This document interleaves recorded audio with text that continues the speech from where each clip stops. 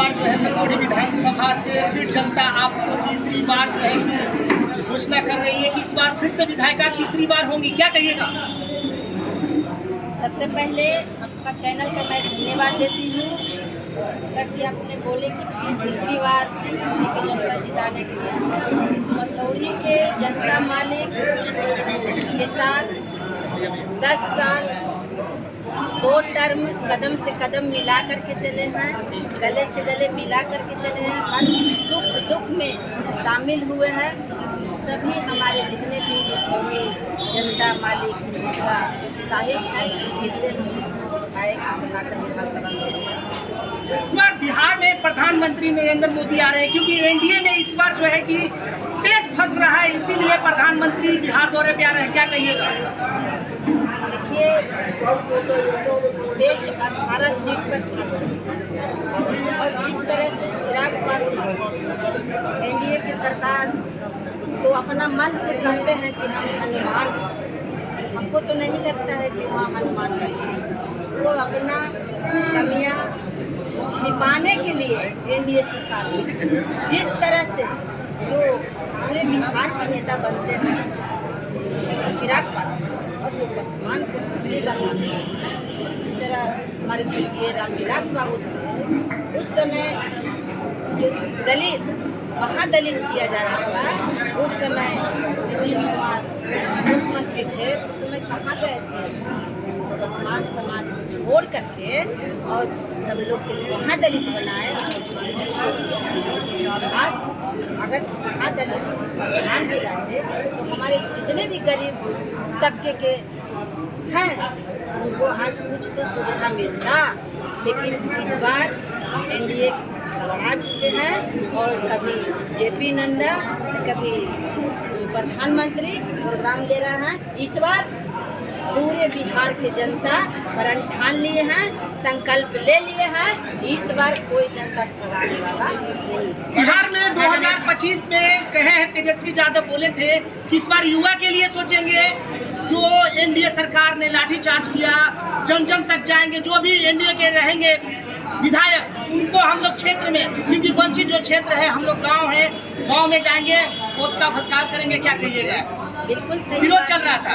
सही बात। हमारे नेता गठबंधन के नेता में तो साफ झलक गया है कि गठबंधन के नेता कौन है।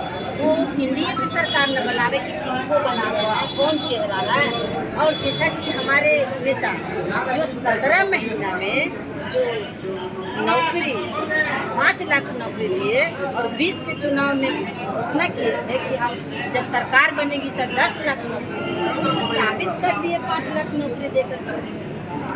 यह जो एनडीए की सरकार है कोई मुद्दा नहीं है, क्या लेके जाएंगे क्षेत्र में। हम लोग सारे जितने भी बिहार में हैं हम लोग जा करके गांव कस्बे में बताने का काम करेंगे कि हमारे महिला को 10,000 देने का काम किए हैं।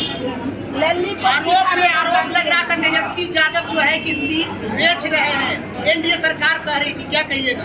गलती बात है। एनडीए सरकार में यही होता है, गलती वोट बोल करके, झूठ बोल करके वोट ले लेते हैं। हमारे नेता जो करते हैं वो करते हैं। देखिए, हमारे नेता फिर घोषणा किए कि जब सरकार में हम लोग आएंगे, सरकार बनेगी महागठबंधन के, तो हर घर में 1 नौकरी देंगे। क्या बिहार में प्रधानमंत्री आ रहे हैं फिर से जनता को मूर्ख बनाएंगे, बिहार की जनता को? बिल्कुल, अब मूर्ख बनने वाला नहीं है बिहार की जनता।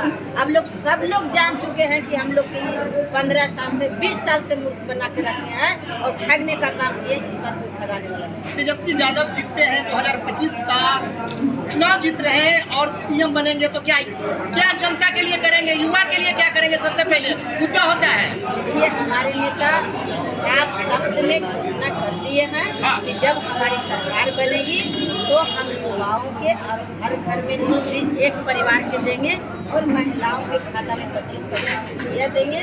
और जो गैस सिलेंडर आज 1,1100 में जो मिल रहा है वो 500 करने का काम करेंगे। 200 यूनिट बिजली बिल फ्री करेंगे, जो हमारे नेता घोषणा किए और जो वर्तमान की सरकार है वो भी किए।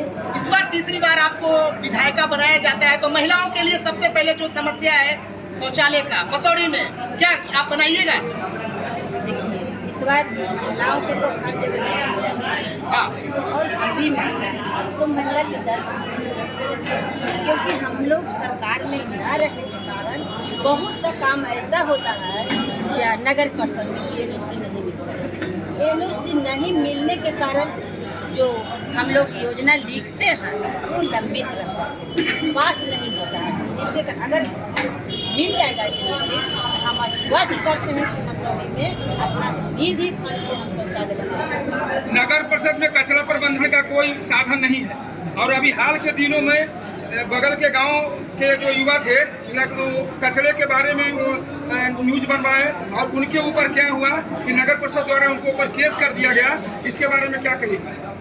बिल्कुल, नगर परिषद में तो एक डैम बनना चाहिए जहाँ की पूरे नगर से कचरा उठा करके वहाँ स्टॉक में रखें। लेकिन मसौड़ी में आज हम लोग कई बार विधानसभा में भी आवाज़ उठाए हैं कि कचरा हर जगह कचरा रोड पर भी आ जाता है, जिससे हमारे जितने भी जनता मालिक और जो आते हैं मार्केट नहीं मैडम, कचरा बिकने का जब विरोध किया गया तो उनके ऊपर केस ला दिया गया। इसके बारे में आप क्या कहना चाहते हैं?